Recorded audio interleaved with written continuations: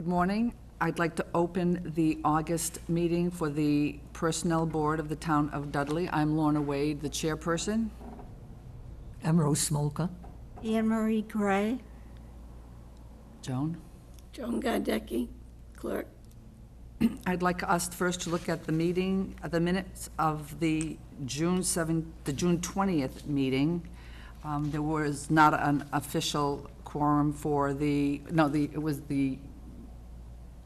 agenda was not posted in time for us to have a meeting last month, so that we only have the minutes from June. They've been sent to you beforehand, so if you've read them, I'd entertain a motion to accept them as presented. I'll make a motion to accept the minutes of the June 20th, 2017 meeting. I'll second that motion. All right, all those in favor signify by saying aye. Aye. Wait a minute. She wasn't here at that meeting. Can she second it? She can? Yeah. Okay. Yeah. All right, so those minutes have been approved. The next item on the agenda is the treasurer collector, Richard Kamiani.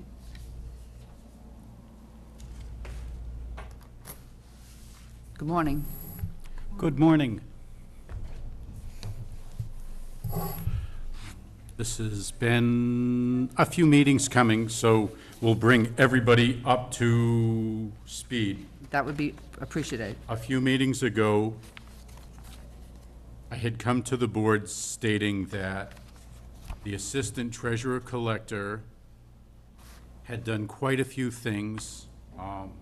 Historically, the position has matured from just being sort of a second person in the office to,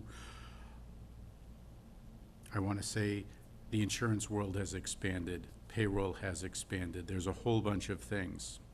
We're looking to get a wage adjustment for the position. The recommendation from the Personnel Board was, what do we pay in neighboring towns for a true assistant? Previously, there was an assistant treasurer, but not the assistant collector. So this is the first time we've sort of had this position. Similarly, I was the treasurer who became the collector and had to sit down with the Board of Selectmen as far as my duties and ultimately compensation. So I had gone through and put together not exactly an official wage chart. I went just the swath. We really can't go south, but to the west, to the north, and to the east. I had reached out to a few people. Obviously, if I've been around for a couple of years, I know who lives here, who works in Webster, who works in Charlton, and the whatnot. We had gone through, and I had put together some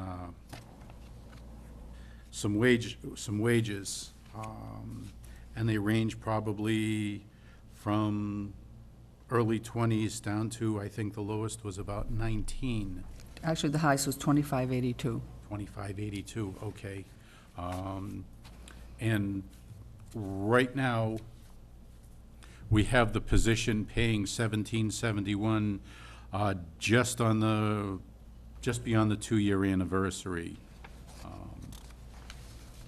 The clerk to the Personnel Board, Joan Godecki, had put together a nice little at-a-glance that I'm looking at right now, stating we have the brand-new water sewer clerk position paying 19. That's what I was aiming to get the assistant treasurer collector moved up to, considering the disparity in the time. I want to say duty-wise, I can argue that there are just as much, if not more, for the position of assistant treasurer collector. Good morning.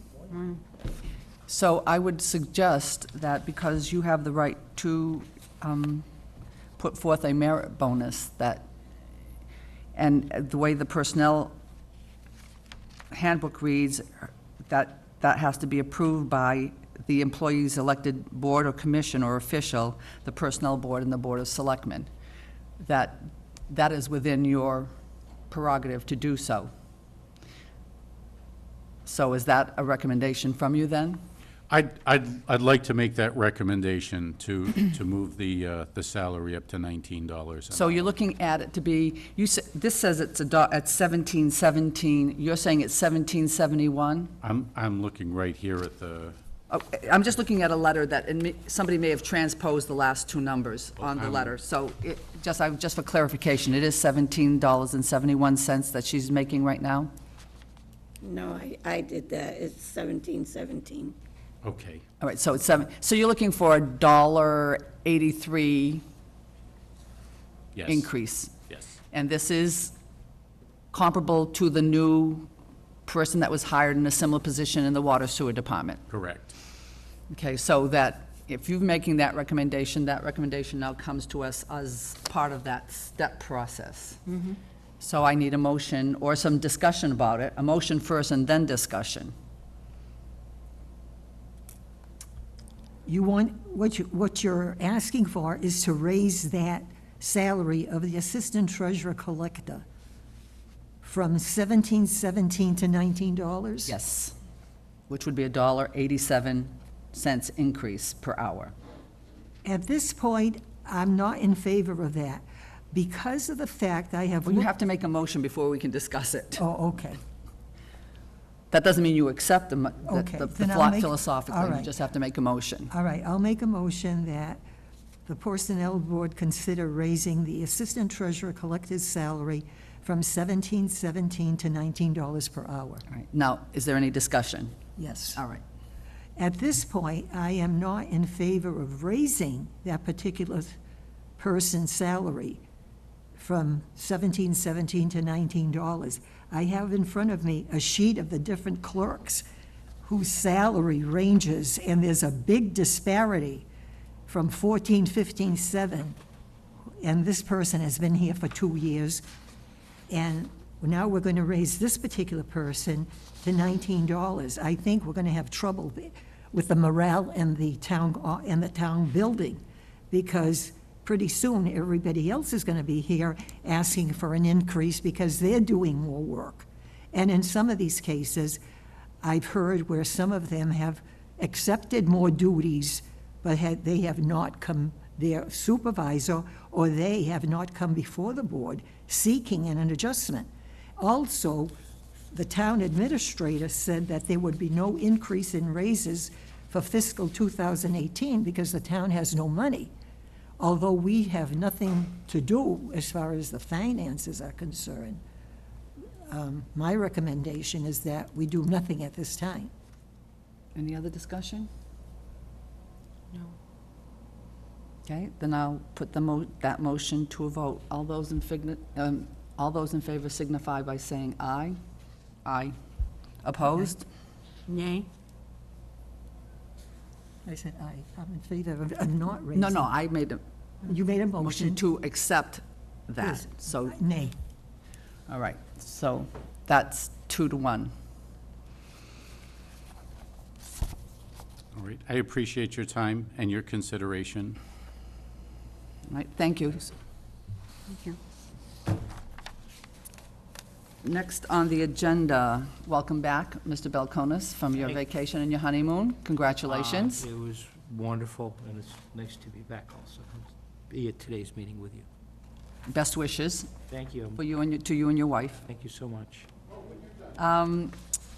Correspondence, we have 2 letters of correspondence from the town administrator, one concerning the salary adjustments for fiscal year 2018, which only affect the COLA. Is that correct? That's right, and so my intent is to go to town meeting in the fall. It'll either be in October or November, and depending upon availability of funds, seek a COLA increase for our non-union employees. Okay. That was the pledge that we gave. The cost is somewhere in the range of $10,000 to $12,000 total. I think it's something that's deserving. We just didn't have the money to be able to do that. And there was some confusion with employees, what was the rate adjustment that applied on July 1st, and I clarified that in a memo and gave you a copy of it. Okay, thank you. And then the other correspondence was concerning timesheets for hours worked, and it mainly concerns overtime pay. Right, so the Or not overtime pay, but overtime work. concern that I have is that we follow the federal rules concerning overtime pay, and that any hourly employees that work in excess of 40 hours a week are appropriately, that time is logged and they're compensated accordingly. People kind of sometimes are flexible, and they, they put in extra time and they kind of bank it. And if you look at a strict interpretation of the law, that's not something that you can do, and we want to make sure that we don't violate any laws in the process. So the purpose of this was to send out a memo saying employees are not to work more in excess of 40 hours a week without receiving permission of the town administrator's office. However, those employees who are covered by a collective bargaining agreement and normally work overtime as part of the regular schedule, this doesn't apply to. So you're not saying that there is no overtime, you're saying that it has I to wanna go through be- the profit channels, and you wanna- want to be in the loop? I want to approve it, and the challenge really comes up to people who hold multiple positions. So there are people that have maybe 3 part-time positions, and none of those single positions totals 40 hours a week. But depending if the person is on call, they may exceed 40 hours, and when they do, the time needs to be logged and they need to be paid the overtime rate. All right. It potentially may cost the town a little bit of extra money down the road, but ultimately it saves us from and the embarrassment and the cost of violating law. Any employee has the right to file what's called a wage claim. They can file it with the state Massachusetts Department of Labor, or they can file it with the federal government, and wage claims, if they found the town was at fault, they pay triple damages. So we want to avoid that. Okay. Are you aware of anybody? No, I just felt as though the whole idea of timesheets was kind of loose, and the goal was to tighten it up so that we don't have any problems. You just want to make sure you abide by the law. Yeah, a little while back, I think it was 6 or 7 months ago, we were preparing for implementation of the new federal Fair Labor Standards Act, which was going to make some substantial changes in terms of minimum, how we handled overtime pay and how employees were paid. And with the presidential election, that kind of changed and went away. But what didn't go away was the strict interpretation that hourly employees who work over 40 hours a week are entitled to receive overtime. Thank you. You bet. Thank you. The next is old business, and there is none on our agenda. Item 6 is new business, and in front of you, you have a posting for in-house posting for a temporary substitute part-time library aide, due to the fact that one of the aides will be out sick for the rest of the year. So this has been posted in-house, and it will be also out in the papers, correct? Or has it already gone out? No, Karen, the library director is going to put it on the listserv, Okay, and that's where they get most of their employees from. all right. And that's only till August 11th? Is that only, you had to apply by August 11th? In-house. In-house, oh. So they don't accept anybody, I'm sorry, I just didn't catch that. Nobody can apply